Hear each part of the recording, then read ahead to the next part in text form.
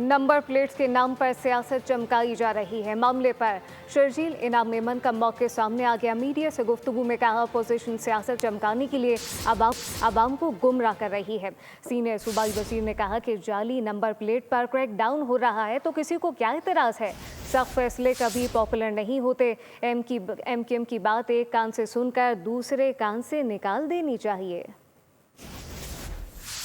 Parties जो practically exist नहीं करती हैं, उनको कोई ना कोई इशू चाहिए होते हैं। अगर जाली नंबर प्लेटों के खिलाफ गवर्नमेंट कोई एक्शन कर रही है, कोई रिफॉर्म्स लेके आ रही है, तो किसको क्यों एतराज़ होना चाहिए और लोग एतराज़ क्यों कर रहे हैं? वो सिर्फ अपनी सियासत को चमकाने के लिए कि जी ठीक है, जहाँ पे भी ऐसी कोई चीज़ जिससे शायद पब्लिक की कोई हमें सपोर्ट मिल सके वो उसको हम कैश करें।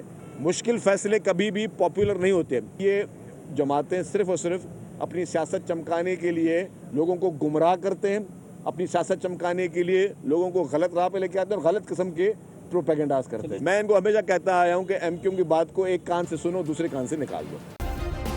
सब्सक्राइब करें और बेल दबाएं ताकि कोई खबर रह न जाए।